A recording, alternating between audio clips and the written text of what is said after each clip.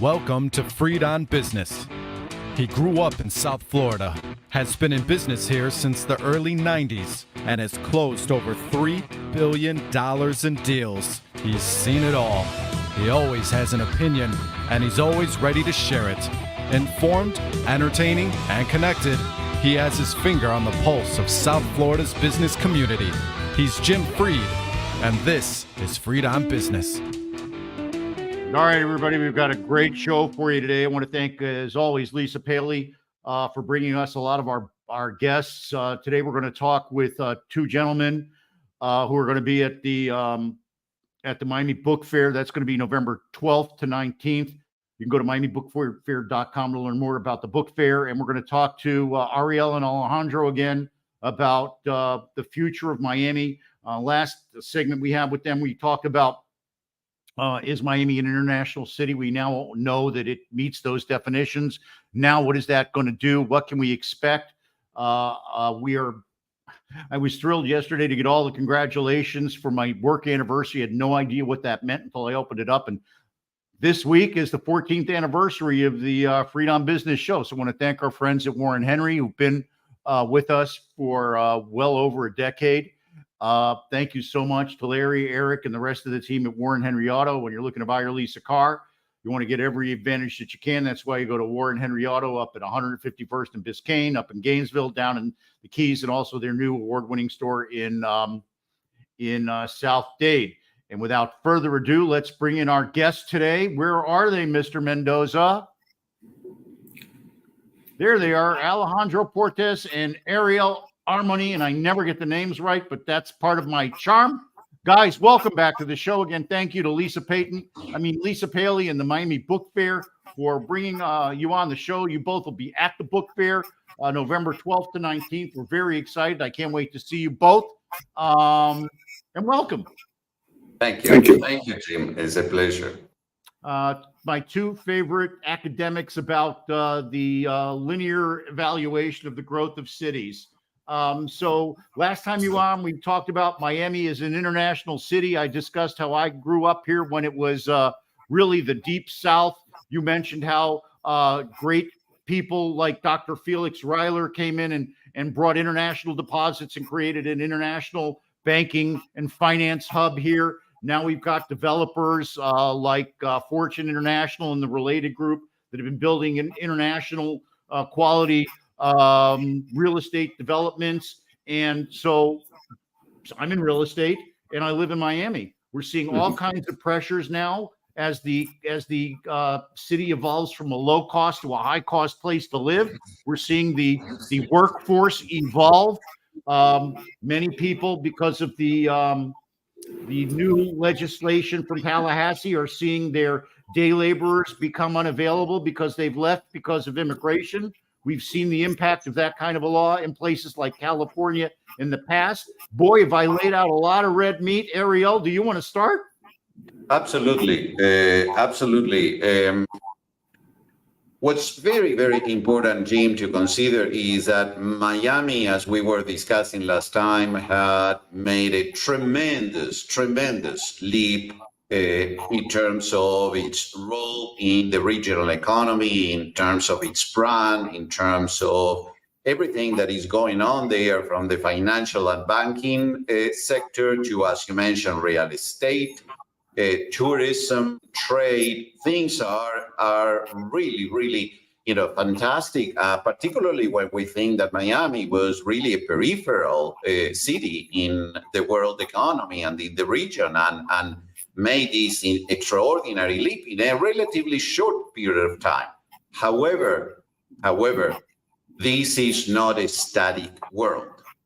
Cities are competing against each other all the time, and they lose their position. And in our book, actually, we talked about a case in the past, New Orleans, that New Orleans could have been, and in many ways, was expected to be what today is Miami, and didn't make it for a number of reasons. And we also talk about another city, this time in Asia, Hong Kong, that is losing its role as a very important global hub because of the situation, the restrictions and limitations that mainland China is imposing on the city. So this is where we need to start, that, and we will be talking about that Miami cannot stand still. There are many things that need to change, that need to evolve, so that the city continues to have and expand its role. You know, one of the personal experiences that I've been having is I'm in real estate, and it's the dramatic change in the demographic face and composition of the real estate business.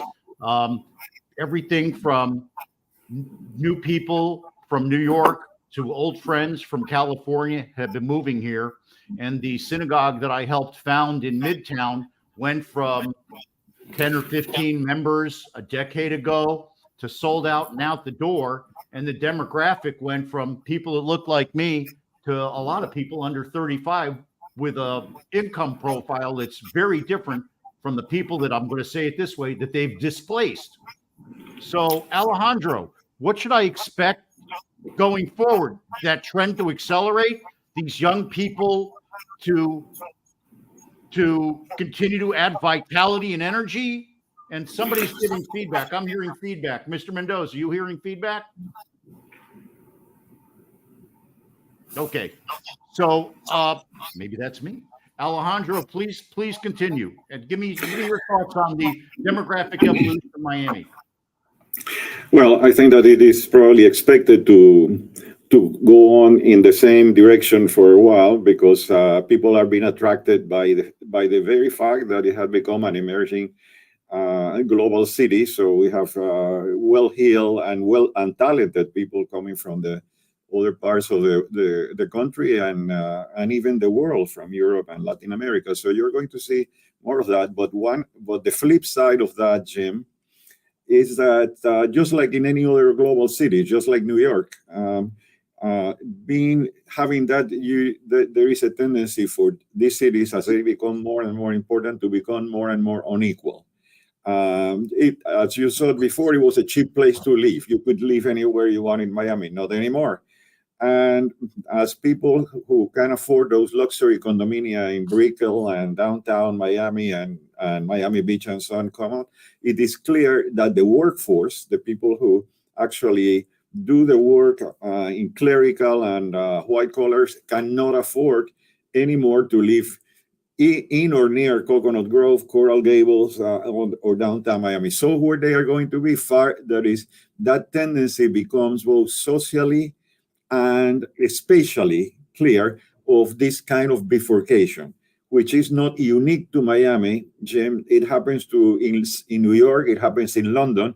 People who work in Manhattan do not generally live there. They live in the Bronx, they live in Queens, they live in other areas because they cannot afford the prices in Manhattan. Something similar is happening here. You cannot afford the prices for most of the labor force in Brickell, in Miami Beach and so on, so they have to live farther and farther, and that creates, I think that Ariel probably would touch on that, that will continue. That is impossible to stop, but that creates the main challenge to the metropolitan area of Miami-Dade, namely the lack of a viable public transportation system. Exactly. So that's a perfect segue, because one hears about high cost, hears about inequality, and the question is, well, what can we do? It's a hot market. On many ways, you want it to be a hot market. Of course, that there are many things that can be done in terms of more affordable housing, in terms of how businesses develop the workforce, etc. But when it comes to the functioning of the city, one element that we have identified as absolutely crucial is public transportation. And here is where, when we, as we put Miami along with Dubai and Singapore, looking at the example of Singapore, for example, where you have an excellent system of public transportation, Miami should be looking at a place like Singapore and thinking, okay, what are the lessons that we can get from that place? How can we invest in a reliable system. As you know very well, people in Miami consider not only, there is not a good system of public transportation, but there is this stigma associated with public transportation that it's for low-income residents, and which is absurd. So I have friends that live in downtown that have offices in South Miami that have newly discovered Metro Rail and swear by it. Just for the record, it's starting to change. But I wanted to go back to something that you said when you compared Miami or other cities to Singapore. And perhaps I'm not informed enough, so you'll dispel some misconceptions, or I'm on and we'll talk about that. Wasn't Singapore basically brought into modernity by a single person who kind of ruled it with a very strong position? Yeah, well, if I take it, the name of that person is Lee Kuan Yew. He was the first president of the Independent Republic of Singapore as it broke away from the Malaysian Federation. And at that time, it was just a collection of fishing villages. It was nothing. Nobody would give a hoot about Singapore at that time. Lee Kuan Yew is of Chinese origin, but he was educated in England. And he and his party, the PAP that he created, agreed earlier on something that we cannot do in Miami. But that was first that capitalism was the way to go. That we had the country had to be as friendly as possible and as open as possible to foreign capital and foreign business, because it was the only way to do. And second, that Western democracy was not viable in Singapore, that it had to be a more authoritarian system because it could not afford. So it basically had been for most of its life and its ascendance a one-party state. The PAP never loses an election. And until Lee Kuan Yew died, he was elected time and again. But on the positive side, it is a very friendly place to do business. We have interviewed business people who said you can arrive in Singapore in the morning, bring your papers to the relevant government office, and be in business in the afternoon. It is that easy, and that friendliness to business is what has promoted Singapore as a place to be for the regional headquarters of multinational banks, multinational corporations, and so on. And as Ariel just mentioned, the rapid decline of Singapore that we are witnessing right now because of the takeover by the Communist Party of Hong Kong, that the rapid decline of Hong Kong is Singapore's lunch. That is, many of these companies, law firms, and so on, are moving to Singapore as becoming the new global city, regional global city in Southeast Asia. So my real question then, and this is, I guess, a global geopolitical argument that's going on and playing out on TV screens every day across the world, is it better to be a free market economy and a free market city like Miami is, generally speaking, or is it better to be under an authoritarian system where everything can be defined and controlled like Singapore, or is a hybrid system like, I guess, Hong Kong at least is while it evolves? I mean, what's the best governmental approach on all this? Well, there is not a one answer to that. That has to do with priorities and what, the kind of place where people want to live. And I think that it's a very important question when we consider these three cities. Dubai, of course, is not, as part of the United Arab Emirates, not a democracy, an autocracy. And it's a place that has created the conditions because of a well-functioning bureaucracy, institutions, a strong legal system has created the conditions to receive a lot of foreign investment. But I'll give you a good example. Dubai has established a very sophisticated level of social surveillance. They have cameras everywhere, and what they want to do is to eradicate crime completely. Now, the question, Jim, is do you want to live in a place where there is no crime, zero crime? but where every single move of every single individual is being recorded or not. And that's a personal choice. What Miami has going for itself is that it is part of the United States. It's a democracy. And I would say that one of the challenges that Miami is facing and will be facing is the political situation in Florida, that many people see as a situation where democratic rights and democratic tolerance and discourse is shrinking. And I mean, we hear a lot about people who said, I'm not considering moving to Florida because of the situation. And so democracy is a very, very treasured value, very, very important element that works in wonders to attract talented people. Well, I think that as some of the ideas that have been floated and implemented in I don't want to talk politics, in Florida have their impact, I think that you'll, God willing, see a response to that, because really only about 4.5 million people put the current government in place in a state of 18 million people. So I think that you'll see that as people strive for freedom, and let's face it, most of the people that immigrated to Florida from overseas, certainly from Latin America, immigrated for a free economy, that their feet will vote and their hands will vote, and God willing, we'll have a more open society coming our way down the road. That said, I know that a lot of people here like the controlled environment, but some of the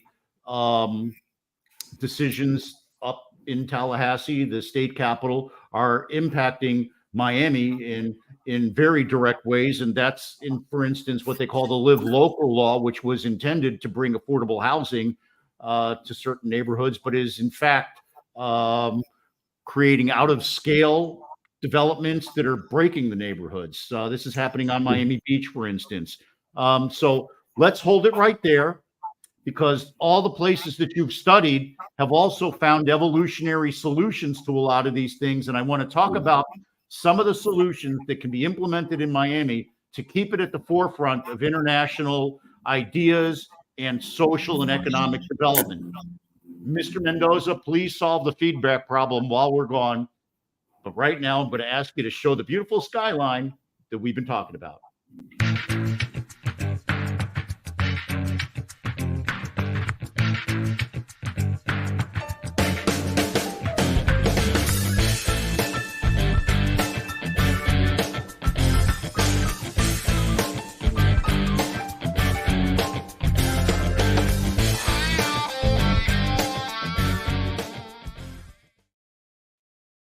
I'm communicating with Mr. Mendoza. Just a second. First of all, I want to thank Lisa Paley and the rest of her team for bringing us these great thought leaders on this tremendous topic. I want to thank our friends at Warren Henry for being our sponsors this week. We're celebrating all month really, our 14th anniversary on the air. I got all these congratulations, couldn't figure out what it was for, and then I finally read it. It's 14 years, and Warren Henry's been with us for probably at least 12 of those 14 years. I want to thank Eric Day, Larry's in, Warren's in, Ismet Yagzi, Jack, Gio, the rest of the team, Maytal Stark, all of the people there that make our experience tremendous. And if you're looking to buy or lease a car, you want to get every experience, every benefit that you can. That's why I have to check out Warren Henry, Land Rover, Range Rover, Infiniti, Jaguar, and Lincoln up at 151st and Biscayne. They just added Chevrolet to their dealerships down in the Keys. So now you can get pretty much any car you want down in the Keys from their Key West store. Down in South Dade, they've got an award-winning Land Rover, Range Rover store. And of course, the store that I hold near and dear to my heart, the one up in Gainesville, where they sell those tremendous Audi cars. They're all great cars, and they all come with the Warren Henry Advantage, a long list of services that includes the fact that they'll spin out your wheels and make them polished up if you scrape them. They'll replace those really expensive keys if you lose them. But more than that, they'll make sure you're getting the best value on your trade-in. They'll make sure you're getting, they'll guarantee the price that you're getting is the best price on your lease or new car. They'll give you 72 hours to exchange your car if you don't like it. Nobody ever does that because they love their cars. And I would mention also that you need to join my beautiful wife, Vivian, who relies on Maytal Stark to keep her gorgeous car going. My mom goes there. Lots and lots of my clients and friends. Of course, I've been a client of theirs for 3-4 decades now. So join us all. We're members of the Warren Henry family. You should be too. Always the best price, always the best service, always Warren Henry.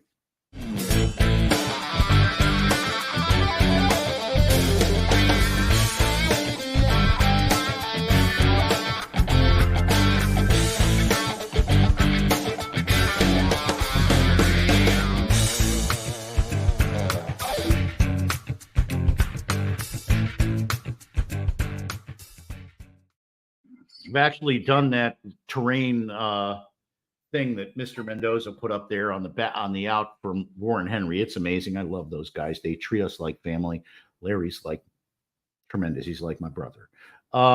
Reach out to me, DM me. I'm Jim Freed. I'm the founder of Sandstone Realty Advisors. We're doing a lot of creative things right now, everything, and we'll have Ed Cairo on the show again in a week or two. We're doing these massive reverse mortgage business all of a sudden. Came out of nowhere. We're doing large-scale reverse mortgages up to $4 million.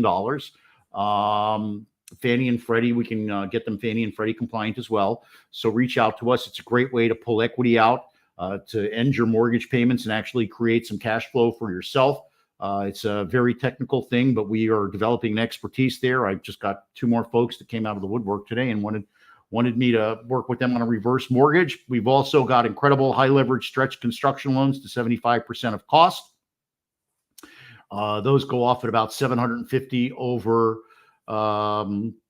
the corresponding SOFR. We're working with lots of families to help them recapitalize their assets, pull money out. We've got a couple of shopping centers that we're working on getting loans for there. So it's a variety of different stacks.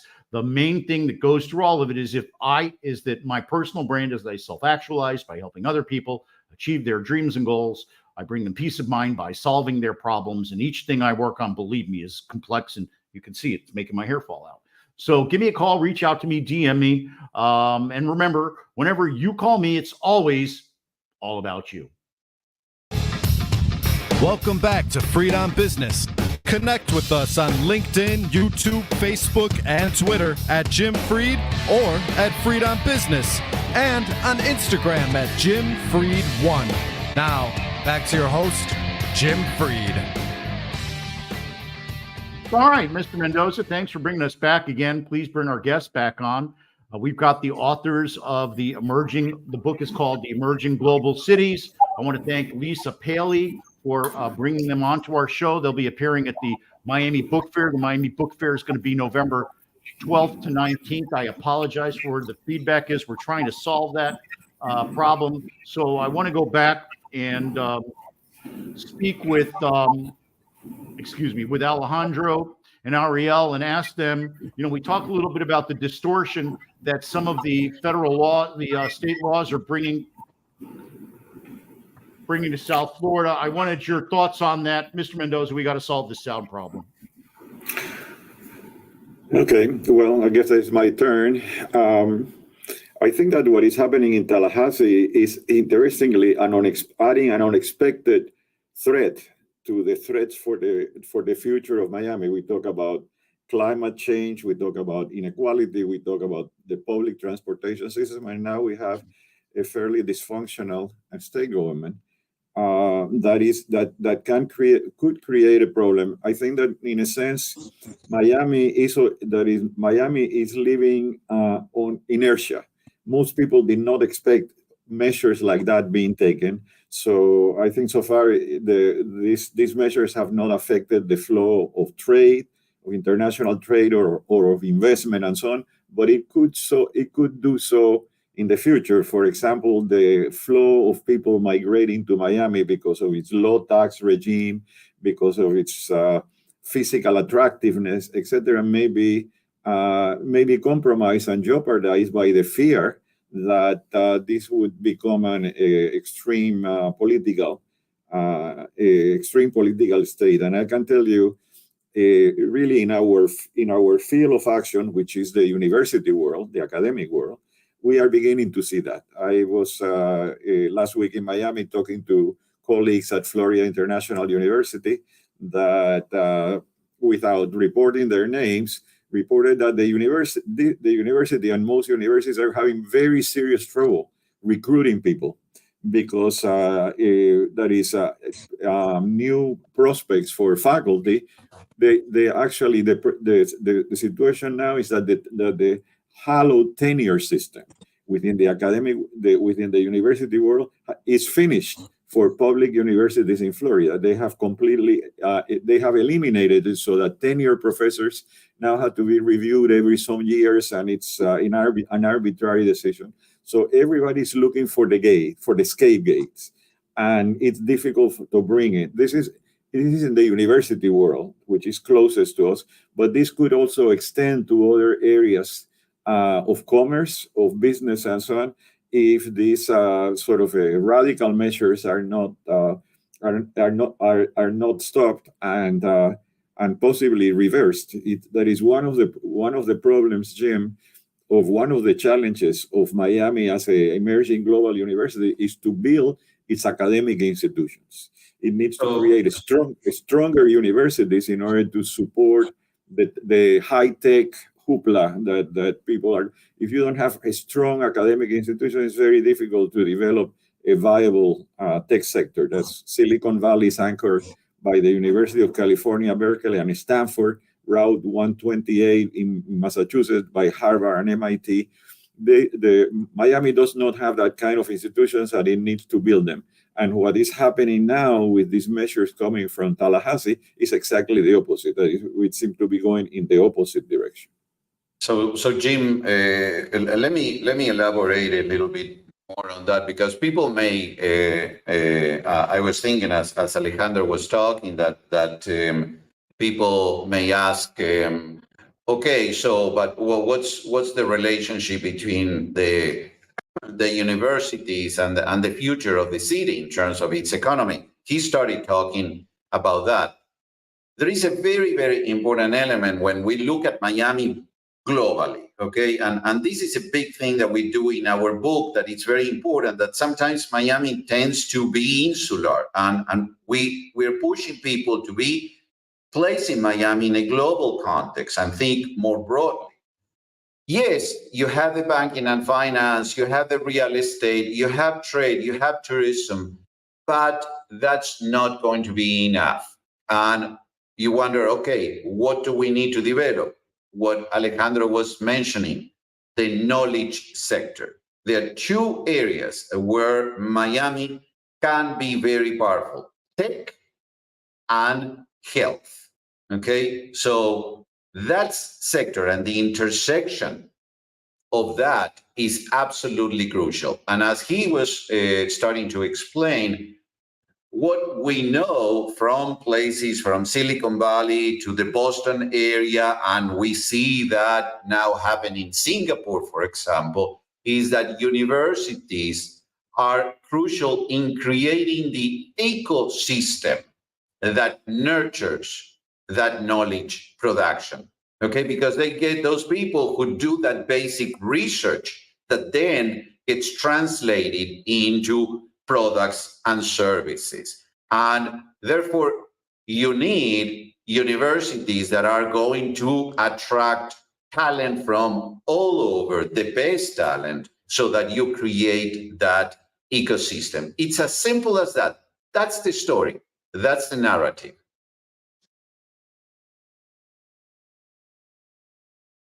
We can't hear you. I tried to get rid of the reverb. I went to the University of Florida. I sit on the Center for Real Estate Studies Board of Directors at the University of Florida. I've watched the University of Florida grow and expand to now being the #1 public in some cases, #5 in others, whatever, but it's starting to lose its position. I keep wondering when the lack of, I don't know what to say, academic freedom is going to come back and bite it. And you guys have already talked about it. We've already seen the law school dean at the University of Florida leave to go up into the Northeast to become the president of one of the universities up there. I'm not involved on the day-to-day aspects of recruiting there. down here in Miami, we have the University of Miami, which I don't think is subjected to Tallahassee directly. So maybe the answer in the short term is an expansion and a focus on the University of Miami. Alejandro, I saw you shake your head. What do you think? Well, the University of Miami is private, and it's not subject to these incredible regulations that are completely contrary to the long-term interests of not only of Miami but of the state. And President Frank has been very keen. He has adopted, by the way, in the course of the year, after we discussed it several times and launched the book, he borrowed the term from us, and now he calls the university an emerging global university. He took it from city to university. So basically, the university we are not of Miami, charging him anything. and the university is heading a consortium of hemispheric universities of dozens of universities in Latin America, the Caribbean, the US, and Canada, called the Hemispheric University Consortium, based right in Miami, because of the diligent efforts of the new Miami administration. And I would like to put a plug there to a public institution that had been very useful in the course of Miami ascendance, in this, which is Miami-Dade College. Miami-Dade College is a real mobility machine for many immigrants who arrive without speaking English, without not knowing, and it's free, or it's very cheap, it's easily accessible, and it had actually ushered the way for so many people that came to the area to learn the ropes, to learn English, to learn a specialty, and then to work. Miami-Dade College, of course, is not a high-tech university. It's just a community college, but it had done a great job. This is the largest community college in the country, and had been given a lot of awards for its achievements. And I think that Mrs. Pumariega, the new president, is doing a very credible job substituting to Eduardo Padron, who had been the president for so many years. But the weak point in that, Jim, is what is happening at FIU.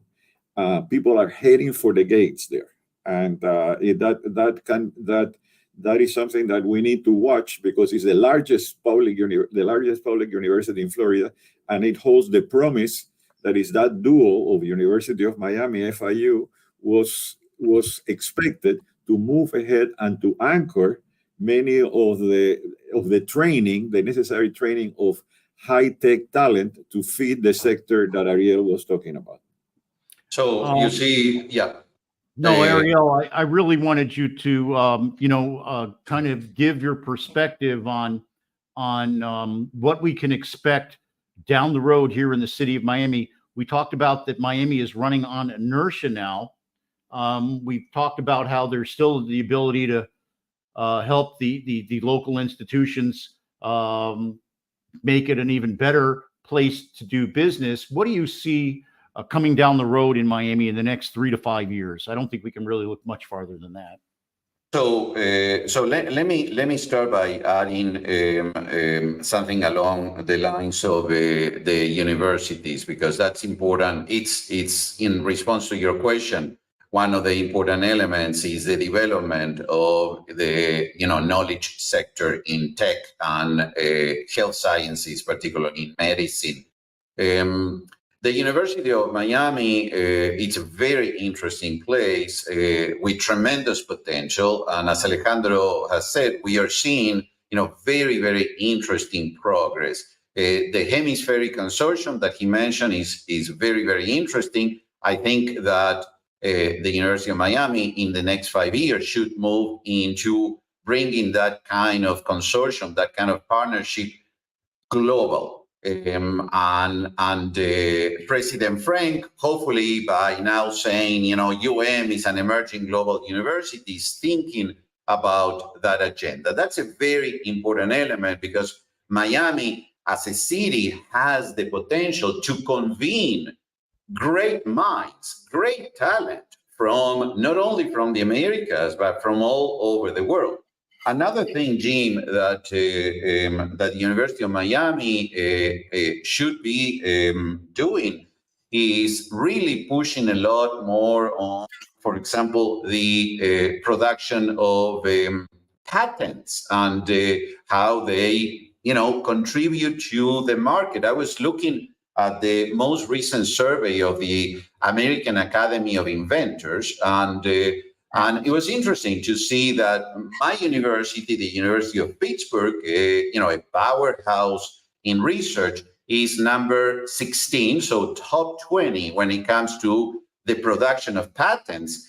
The University of Miami is 96, so it's still within the top 100, but could be doing a lot better. And the context is a context that is to be honest, in many ways, much more fertile than, the context of Pittsburgh, which is a great city in terms of the knowledge that is being produced. So those are important things in terms of the next 3 to 5 years. We know that President Frank is building his team. I believe that they will be looking for a new provost at the university. Those are the kinds of things that the lead academic officer at the university should be focusing on. Alejandro, based on what you see, what do you foresee, happening down here in Miami as the city continues to evolve?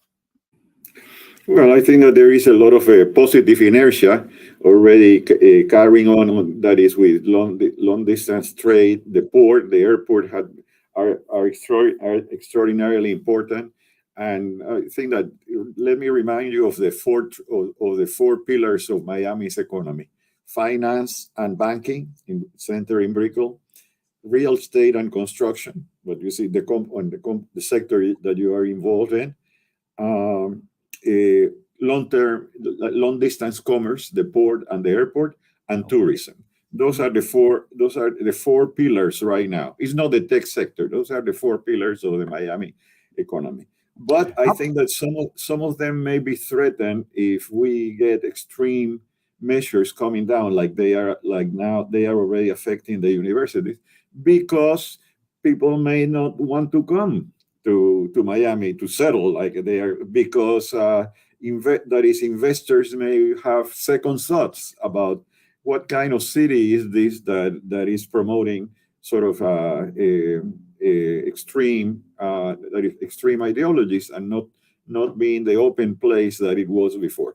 I don't think that it will happen. I think that with you, the voters of Florida and the population will reverse this, and I think that there are very good people in government in Miami-Dade. Miami-Dade is the actual city; it's not city of Miami. Miami-Dade people that probably will be reelected and that can continue doing the job. I know that there is an effort on the part of the mayor, De La Cava, and the county mayor, not the city of Miami. This is the county mayor you're talking about. The county mayor, De La Cava, and some of the commissioners to tackle the issues that really challenge the city, including what we have discussed: public transportation and the question of how to house the workforce. Let me say it on that point: how to house the labor force. It is impossible to house the service workers and so on in close proximity to the high income areas of the city. You cannot build enough workforce housing near Coconut Grove, Coral Gables, Brickell, but you can create a viable public transportation that allows people to live farther away, but come real fast that is coming to the city. Right now, the people who cannot afford living in Miami and, for example, live in Homestead, they experience an hour and a half commute coming out, and in order to do that's not viable if you are going to grow your population, grow your labor force, and accommodate this reality that not everybody can live in high luxury areas. It had to be distributed around, and it is fine that you have viable working class areas where the population concentrates, like in Singapore, but that can be easily and transported to the center of the city, and by that token, taking part in urban life, being So it part of sounds the to city. me, so it sounds to me at the county level, what they really need to do is readjust the bus routes to bring people in on a more express basis rather than a local basis. We're gonna kind of wrap it up right here, which just leaves more red meat for when you guys are in town. Maybe I'll even meet you in person. Wouldn't that be terrific, huh? But That would please be stick great. with me after I end this, because there's certain things I'd like to talk to you about in the green room. Each person, I want to thank Alejandro. I want to thank Ariel. I want to thank Lisa Paley. I want to thank the Miami Book Fair. Go to miamibookfair.com to look up the book fair. The book fair is November 12th to 19th. Both of our authors will be there. Maybe I'll be there interviewing them and debating them. Who knows? And I want to thank, again, Lisa Paley. I want to thank Ariel. I want to thank Alejandro. And of course, I want to thank Mr. Mendoza, who's going to show us on the way out beautiful shots of the city we've been talking about. Alejandro and Ariel, please stick with me so that we can talk after we end the show. Mr. Mendoza, the rest is you.